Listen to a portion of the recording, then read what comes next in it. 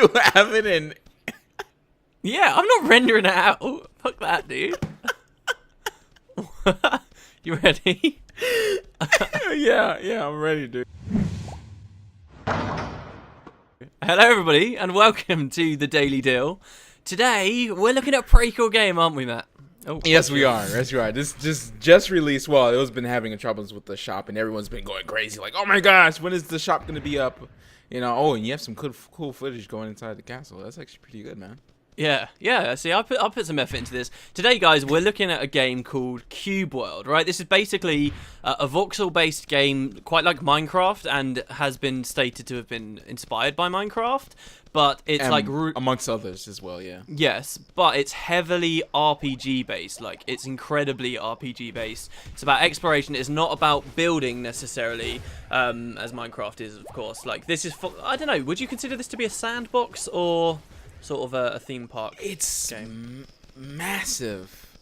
It's somewhere, yeah, in the middle there, because it's a huge game, but it's all randomly generated. So you get fully randomly generated quests and randomly generated enemies to fight and places to visit and, you know, landmarks, all kinds of stuff like that, right? Right.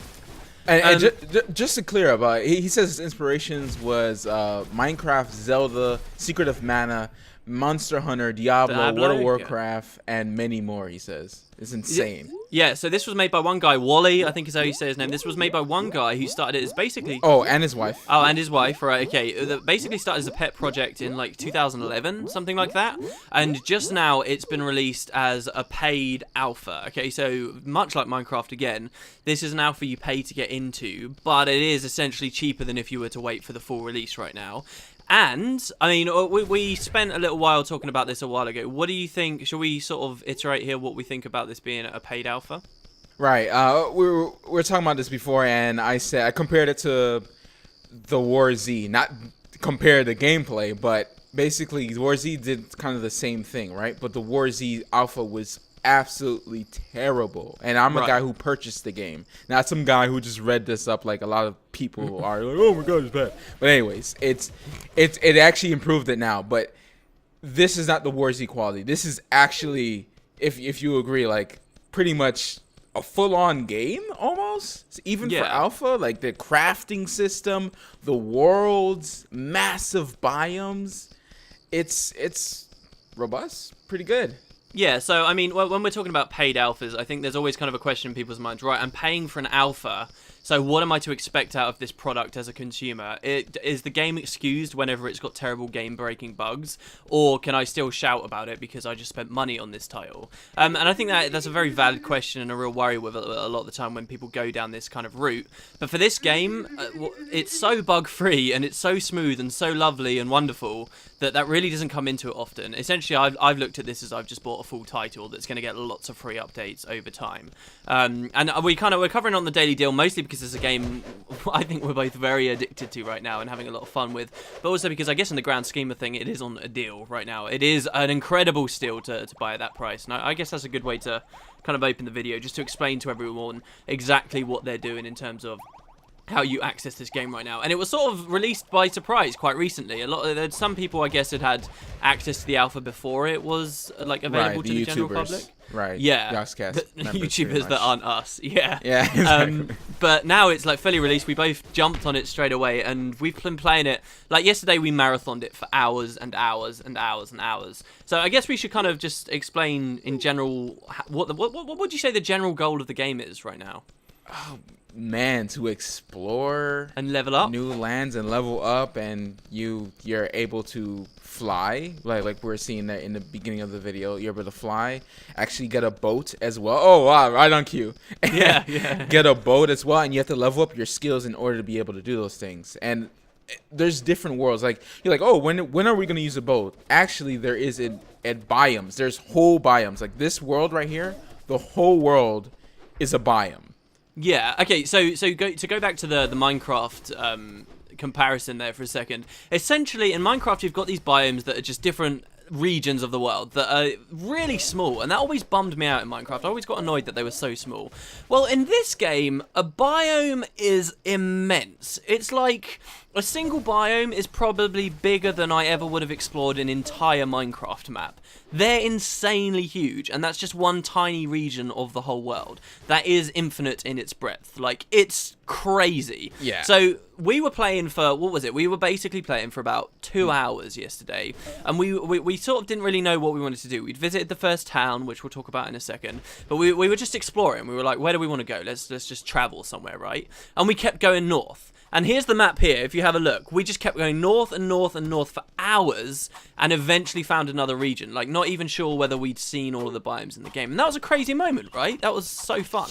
Yeah, well, we actually found out, and then the next biome actually had a town. So each biome has a town in the middle. And there's different biomes like desert, snowlands, greenlands, jungles, lava lands, and then plain oceans. Yeah, like giant ocean. So you will be traveling in this game. I have to describe how large this game world is. I honestly think that this is probably, I mean, it's infinite in size in theory, but in terms of what you're actually required to travel in this game and the amount of distance you will go just in a typical playthrough, this is probably the largest game world I've ever experienced. It is so immense. And the great thing about it is they really embrace it and they really require you to go and travel these great distances. There's lots of different ways to do it, right? We were just talking about flying, but you see that we've got these pets. Do you want to talk about the pets for a second? Yeah, Since like you're each kind of pet, better at them than me. I feel like. Well, all right. Each pet, you have to have a special food, and sometimes you can get them from drops, especially from boss fights. You can get them from the towns as well. Yeah, and right now we actually got camels right now. Just before we stopped, and we were like, you guys will snap. see footage of the camels in a second. Yeah.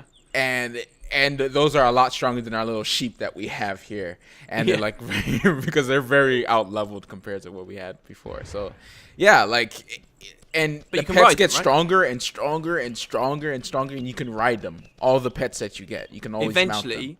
Because it's an RPG, because it's all about leveling up. And so here's a giant boss we were fighting, by the way. Because it's all about leveling up, because it's an RPG, you can passively increase the health and the damage that your pets are doing, but eventually also learn to ride them. And like Matt's saying, we found these camels in this desert you guys are about to see that we traveled to. And that's one of those great things. So tying into what I was saying about how large the world is, it feels really good in this game because you're traveling a lot, but there's loads of different ways to do it, and you can do it quite quickly, and you can do it in quite a fun way. Because it's not just a randomly generated world, but we've kind of been calling them dynamic events ourselves, haven't we? Yeah. The things that you find.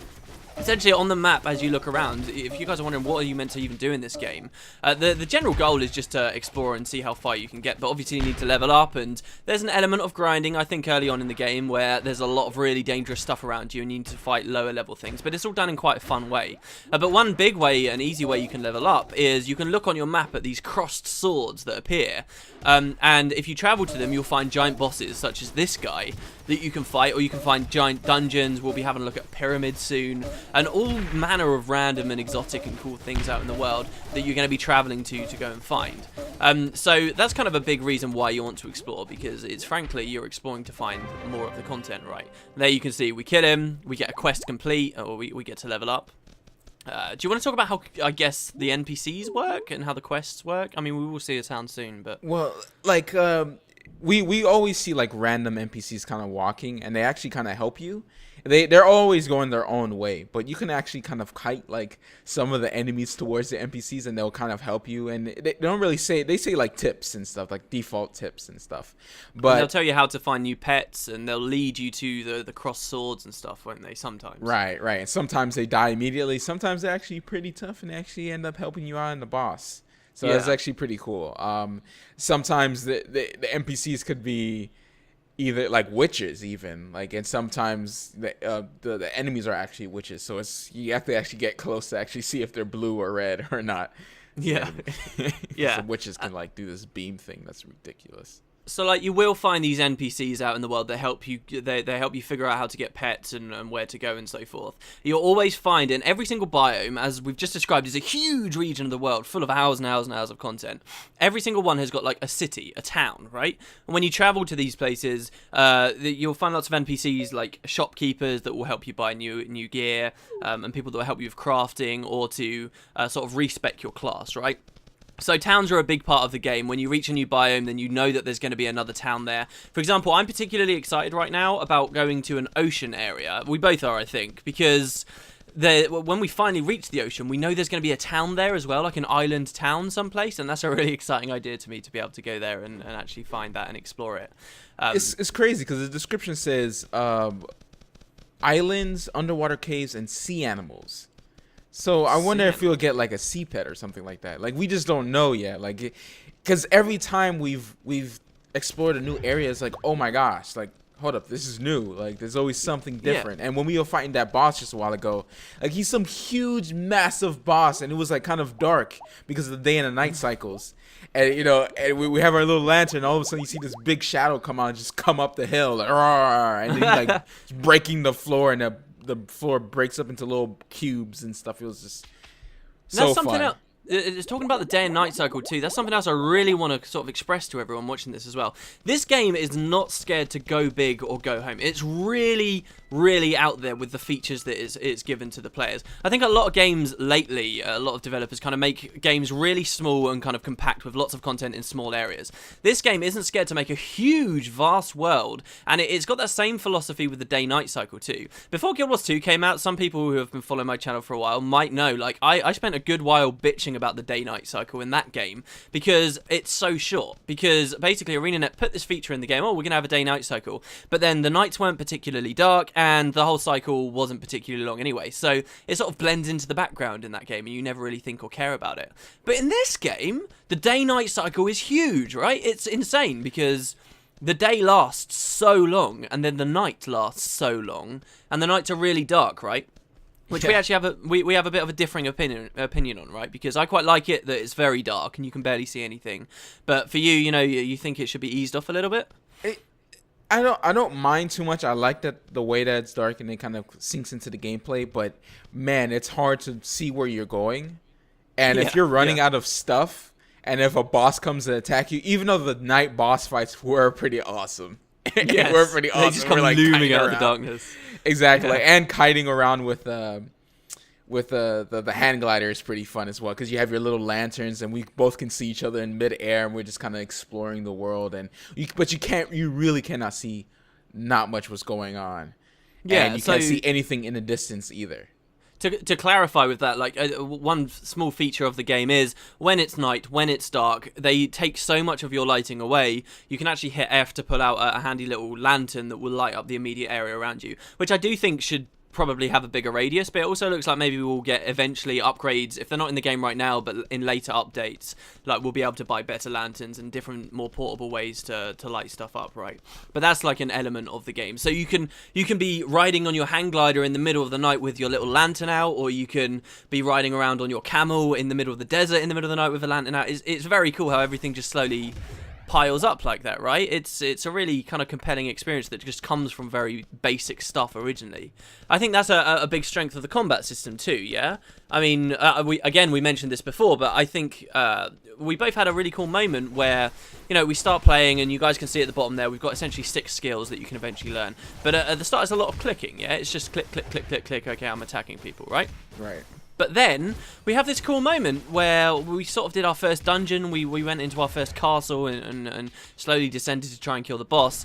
And it felt really cool, like that suddenly I was the guy up in the front stunning them while you're all the way over there shooting people out. The combat really sneaks up on you, doesn't it? And it becomes very fun to both level up and play it. It's like we went into our own roles. Like, yeah, you were stunning them, and then I would just sit back and do a lot of damage. Insane and just roll around damage. and kite. Because most of the time the bosses would just come right after me, and I'll just kite them around, and then wooden potatoes would come out of nowhere and just stun them, and then I'll just sit there and drill them real good and make sure they stay down. And it's pretty amazing how like all the bosses start to change as well. It's like, oh, it's not, well, this boss is just gonna be regular. We're just gonna beat him up. No, this guy starts having copies of himself, like 3 or 4, and just coming at us.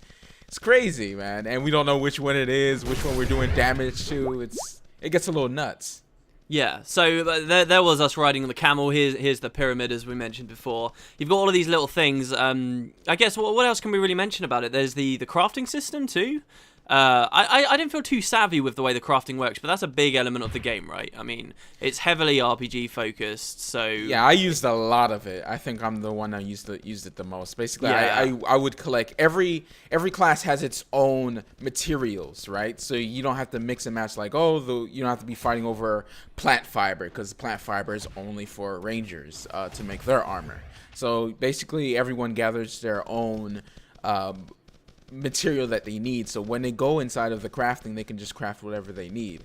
And it's not bad. If you're not getting good enough loot, the crafting system will definitely help, and it's not difficult at all. It's not like, oh my gosh, I need to travel all the way over here to get this and travel all the way over here to get this. No, it's you get wood, you get some fiber, you get some iron from the caves. And there are caves in this game. They're really short, but there are little caves in here that are automatically generated that you can get iron deposits and gold deposits and stuff like that. Silver and stuff, yeah. And that which you can use to craft your weapons, your armor, everything. And each power level, which we didn't mention, as you level, and you failed there. Once you run out of stamina, you just fall off. Hang gliding isn't as simple as holding W and you just go forward. Like, there's actually a bit of play to it, which is very cool too, yeah. Everything has a little bit of skill, which is great. Yeah, so it always stays quite interactive. I'm just realising we should go back to basics for a second as well. When you first get the game, you get to create your character, obviously. There are 5 different classes. You've got Rogue, Ranger, Warrior, Mage. Who's the 5th one? Or is it just 4 classes? It might be just 4 classes. I think it might just be 4 classes. So those are the classes. And then there's like 7 races too. You can be humans, you can be elves, you can be frogmen, which I think is a bit of a favourite. You can be a lizardman, which is what you see me as right now. You can be an undead. All kinds of different races. So you can really customise your character.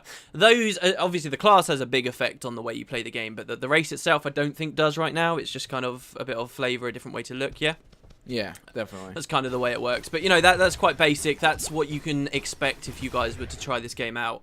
As for the multiplayer as well, one other thing I really want to mention before we have to sadly close this daily deal off. The multiplayer, it runs perfectly. This game runs perfectly once you're in there. But it is, of course, an alpha. It does have a little bit of maintenance you've got to do. There have been some weird bugs, right? We've both experienced a bug where we're crashing when we go to the main menu, which I think, you know, we should probably bring that up so that people are aware.